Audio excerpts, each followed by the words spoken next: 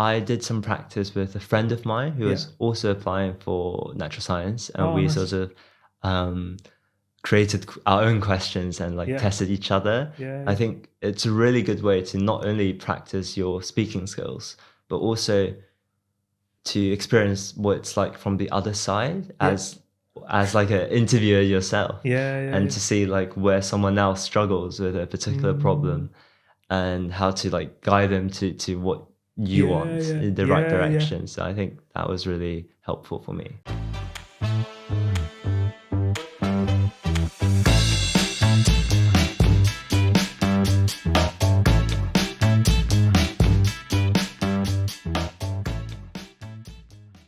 Hello, everyone. Welcome to Cambridge from the Inside. We're here with a new guest today. Would you like to introduce yourself? Hi everyone, my name is Justin. I'm a first year BioNatSci student Yeah. at Trinity Hall. Nice. And BioNatSci stands for Biological Natural Sciences. That's what we're here to talk about today. Providing and talking about interviews advice for anyone who's applied for biological natural sciences. So, firstly, when you got your interview invitation, how did you prepare for your BioNatSci interviews? So I remember when I got my interview invite, I was first really happy that Yeah, I yeah, got yeah. an interview. And then I think interviews is part of the application process that is quite mysterious almost, Yeah, because you really don't know what to expect until you're there on the day for the interview. So I tried to find some online on YouTube. There's like videos of previous mock interviews. yeah, I watched some of those. I think revised my A level content. I yeah, think that's very important to do, and also made sure I knew everything that was on my personal statement. Wow. yeah. Nice. And like, in your actual interviews, like, Uh, did any of those things like help when you did your interviews? Like, did your personal statement come up, or did knowing your A level content was that useful for your interview? Yeah, definitely. Actually, for me in my interview, in both interviews, my personal statement Oh, was really? brought up Okay. at the very start, and I was asked questions on it. Yeah. Um, and thankfully, if I didn't prepare my personal statement in advance, I think that would have not turned out that Yeah. great. Yeah. Yeah. Of So I course. think it's really important to know what you've written down yourself very Yeah. well. Yeah. Yeah. Yeah. What were those two things that they picked on? Um, I wrote about some epigenetics Okay. in my Yeah. personal statement, and then one of my interviewers was actually a specialist in that area. His Okay. research focus was in that area, so I got grilled at the very start of my first interview on that. But he said I did okay, so so Nice. yeah. And then in my second interview, I was asked something completely different on my personal statement. I wrote about bacteriophages, so Okay. viruses that infect bacteria, Oh, right. Okay. and seeing how they can be used as like a delivery vector for like drugs. Yeah. And I was asked a bit about that as well. Oh, Yeah. okay. Nice. That's really interesting to know because I think there's a slight myth even within the interviews advice content out there that personal statements are more likely to be picked up on in the humanities side. So it's interesting to Mm. hear that in both the interviews, your personal statement was picked up on, which is leads me on to a thing that about how even though like one interview someone might have like their personal statement might not have been picked up on, that doesn't mean that all the interviews will be like that, or just as it's your interview they picked up on your personal statement doesn't mean that someone who's watching that will happen in their interview, because like year after year the interviews change and all the colleges do the interviews differently. So like I mean I applied for chemistry and they didn't ask about my personal statement Mm. at all, so it's interesting to hear how you got grilled on yours. Yeah. So what like how many interviews did you have, and were like how many interviews were there, and like how long were they, etc.? Like talk me through what it was like. So I had two interviews, and in each of the two interviews, there were two academics, and they basically took turns asking me questions. Yeah. So each person would ask a question that would be around 20 minutes. So overall, the interviews around 40 minutes each. Yeah. And what kind of questions did they ask? Like, were they all to do with like problem solving, or were you asked like, why did you choose this course or this college, anything like that? So it was mostly problem solving questions. I didn't really get asked on like, why do you want to study at Cambridge, or why this course in particular. So we got straight into some problem solving questions. Nice. And what both the interviews, were they both, what was the content on? Was it like biology or chemistry or something else? And were they both like similar topics or different?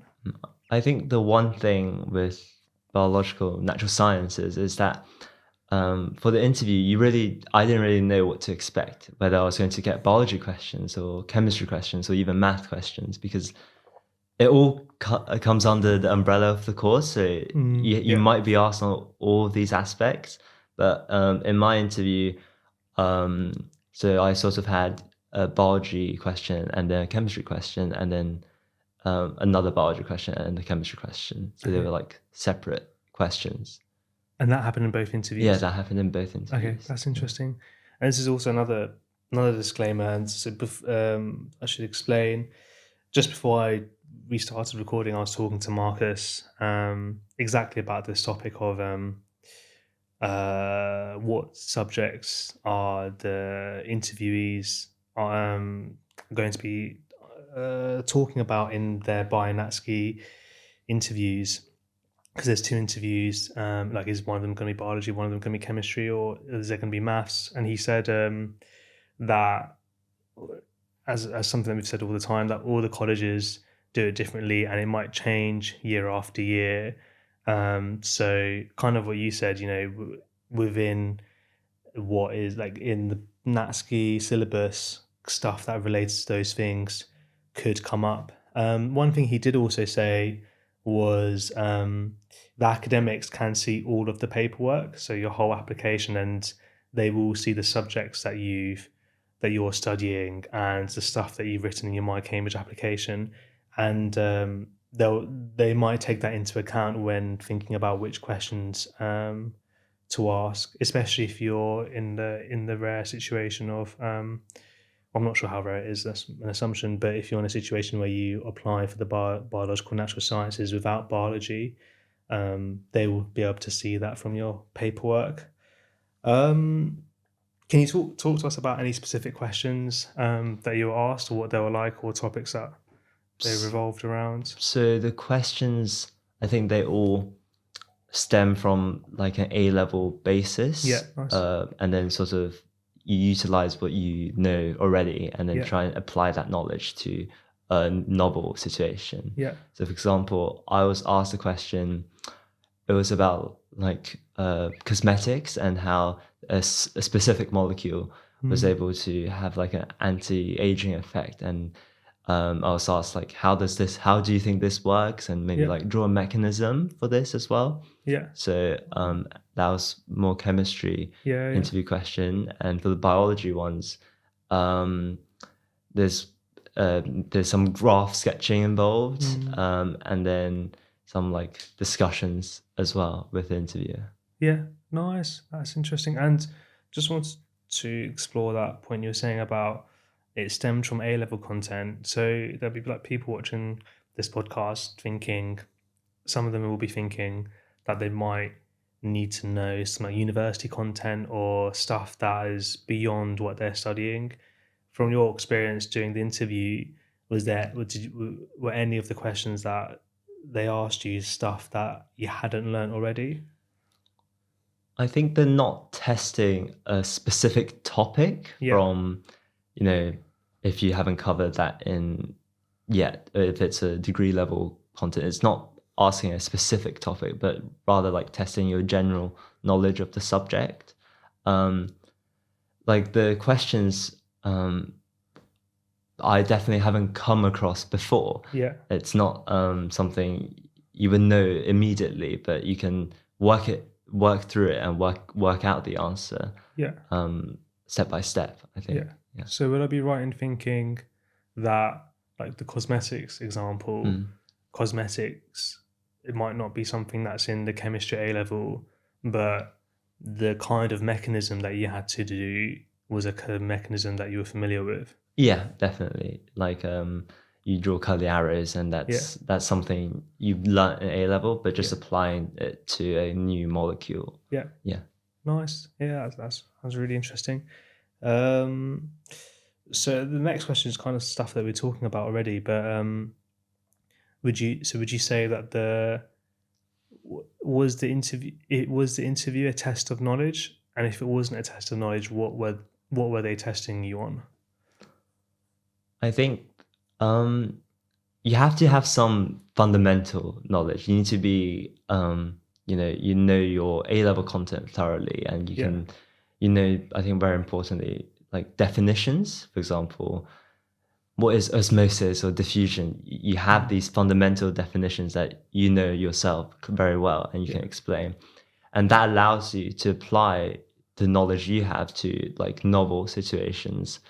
So I don't think it's a direct test of knowledge, but it tests your thinking, like your critical thinking skills, Mm, and also um, I think for an interview, the interviewer also wants to see how you are as a person as yeah. well, because it is a two-way interaction between you Yeah. and the interviewers, and how they may be thinking like how you would fit in to Mm, the course or like the teaching yeah. style at Cambridge. So on the part about how you are as a person, do you mean like, is it like how teachable you are, or like how would are they trying to think?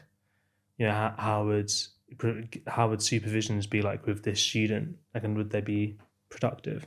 I think how teachable you Yeah. are. I think that's what they're testing, Mm, and also they can, no two interviews are the same. yeah. They'll personalize it based on how far you get in the interview, Yeah. or like if you find something too easy, they will just ask you something.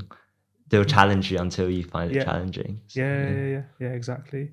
Um, and on that note about the kind of like the back and forth side of the interview, normally like with science subjects, and it involves a lot of problem solving where someone's kind of silently solving Mm. problems, pen and paper. How did you find like the talking aspect of the interview where you're having to kind of communicate what you're doing as you're doing it? I think that it's something that definitely requires practice. Yeah. I think the more practice you get by just thinking out loud, even just talking to yourself, trying to explain your thought process through a problem, it Mm, really helps. yeah. Because as you say, science problems can be quite problem solving, and um, you can ask for time to think before you answer the question. Mm, I think yeah. that I did that, and it really helped me to just get everything through my head first, and then process it first myself, and then provide like a coherent answer to the interviewer. Nice.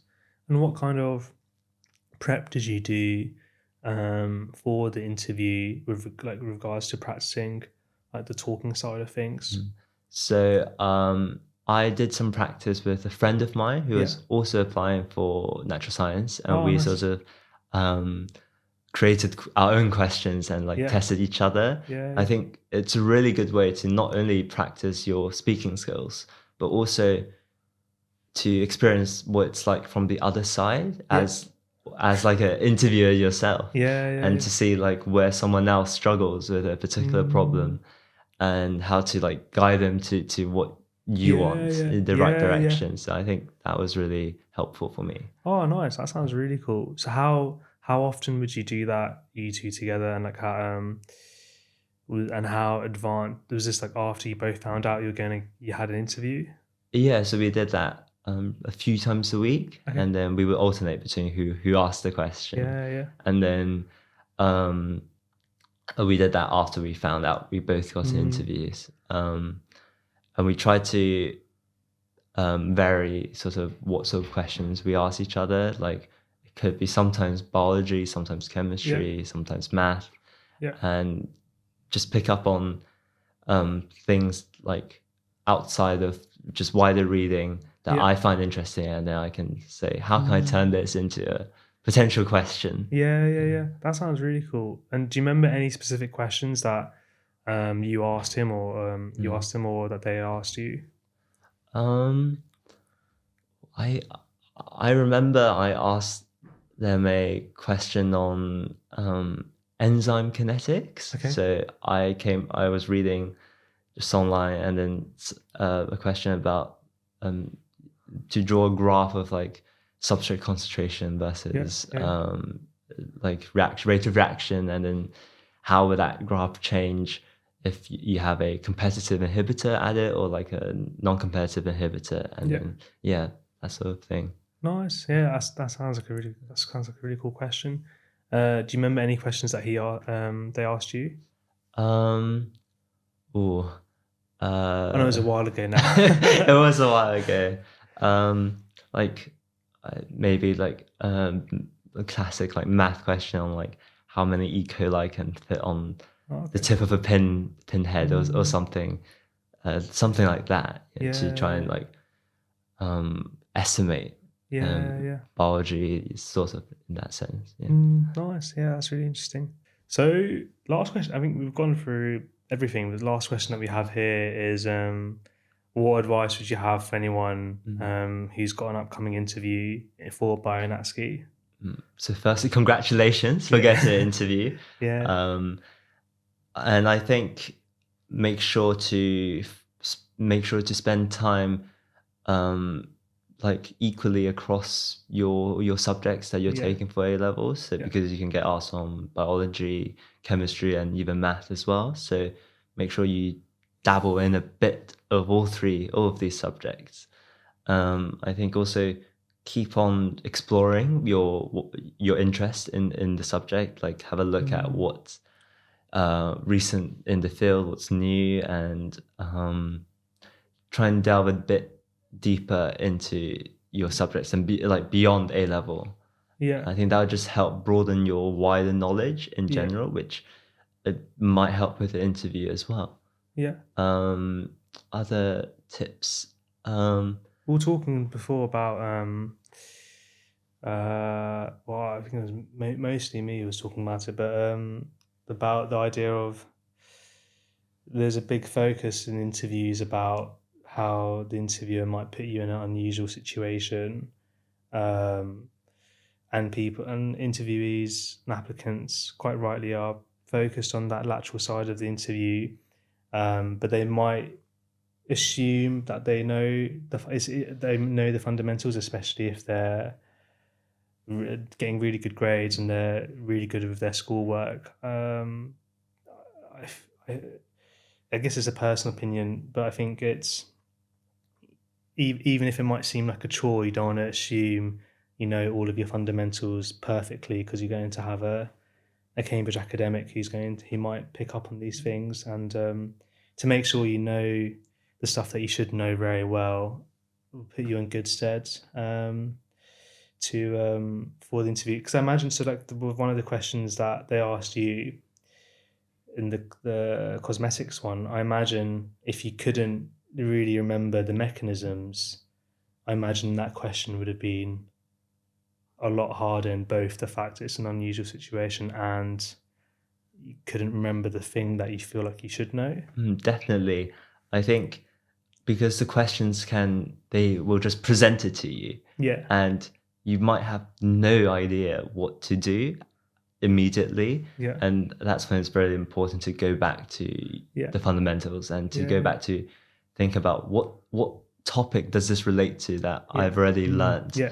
Yeah. And then see how you can apply your knowledge to that question and speak out that process to the interviewer. Yeah. Explain to him or her what you're thinking at the moment. It might not be right, but then they have a chance to correct you and tell you that's not the direction we're looking for. Can you think of any like alternatives? Because your knowledge builds on layers, in my opinion. Like if you don't know the fundamental stuff, how can your basis isn't very solid, then you're not quite sure what you're saying, and then that has like a knock-on effect on like if you were to go like a question, you know, that was on like content building on from that basic level. So the interview is quite a stressful situation. Yeah. I was very nervous in my interview, and that will have a very big impact on like how your thinking process. And that's where it's really important to, if you have a good solid foundation in like your A level or course knowledge, then you will be less put off by the like uncomfortable situation of an interview, and then you can utilize your knowledge more effectively. Otherwise, you don't want to be in this situation where you have a lot of knowledge in your head, but because it was very stressful, you had a mind blank, or suddenly you didn't know how to present what you know to the interviewer. Nice. And do you think without the practice that you did, you would have found the interview a lot more stressful? I think so, definitely. I remember when I first started trying like mock interviews, they were really, they just weren't great.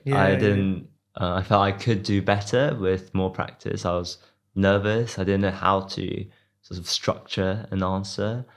I wasn't really thinking before I spoke, and sometimes I got into like this awkward, like tense moment where I wasn't speaking, and like my teacher or friend wasn't talking either, because I wasn't quite sure what to do.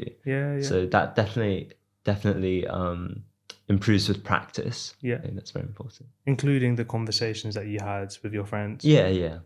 Just because normally you don't really have an opportunity to discuss science, or at least for me, I don't really talk about my subject there's not really someone to talk about your subject with, like in a more relaxed setting, I think. And I think talking to a friend who's applying for a similar degree as you will help you sort of experience like how to have like an academic conversation almost, and show more your passion in the subject you're applying for. Yeah, exactly. Well, nice. Well, thanks, Justin, for a really interesting podcast on interviews advice for BioNatSci. And thanks for the viewers for watching. We're hoping to do more podcasts on the remaining subjects that we haven't done interviews advice. If you do have an upcoming interview, on our YouTube channel, we have a playlist for interviews advice that contains all of the podcasts that we've done on the interviews, and the podcast that me and Marcus have done covers general advice for any subject in case we haven't done the specific subject that you're applying for. If you have an interview, good luck, and we'll see you guys next time. Nice. Yeah, thanks. No problem. How was that? Okay. Hopefully it's usable. Yeah, it was really good. Yeah, it was really